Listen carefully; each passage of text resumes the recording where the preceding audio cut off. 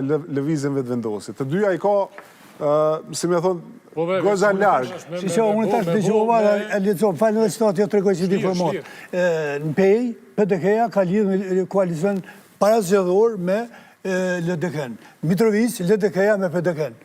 Dëgjova. Sa është vërtet nuk e di, po edhe diku në lexova. Po domethënë koalicionet e parë parazgjedhor kanë ndodhur. Domethënë këtu kanë jo formal, se formal jo, se ata kanë kandidatë vetë. Ska vazhdojnë me doli, ska munot.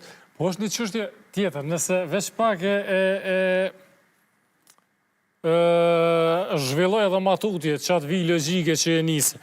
Ky po thotë, nëse Prishtina humbet, LDK-ja nuk është në pushtet qendror, i hu paret e mdhaja në Prishtinë edhe Lumir Abdigjiku bjen. Jo, po thotë, për me majtë pushtetin Lumir Abdigjiku, kam më detyru me bo koalicion me vetëvendosin. Qashtu për marrë veshone. Një vi tjetër në mediat Kosovës është që nëse përparim Rama fitën, Lumir Abdigjiku bjen edhe ashtu për shkak se këfuqizohet pasi tepër. E kemi rastin e Isa Mustafës. Lumiri është nërmjet qysh me thonë. E kemi rastin e Isa Mustafës. Ishtë mirë.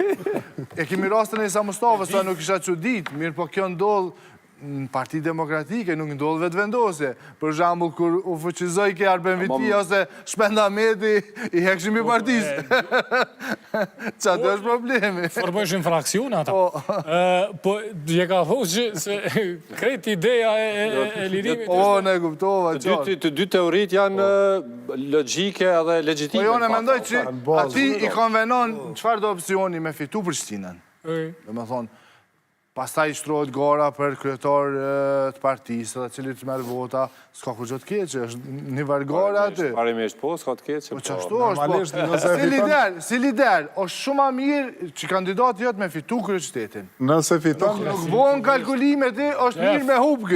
Unë e po boj koalicion me Albinin. Jo, ashtë asnjëherë që ajo është të po kalkulime me hupë.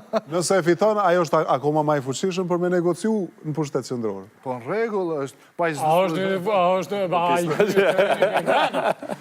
Jo, se pastaj e siguron kryetarllëkun për shkak se e ka kryetar Prishtinës. Po mendon që bëhet president.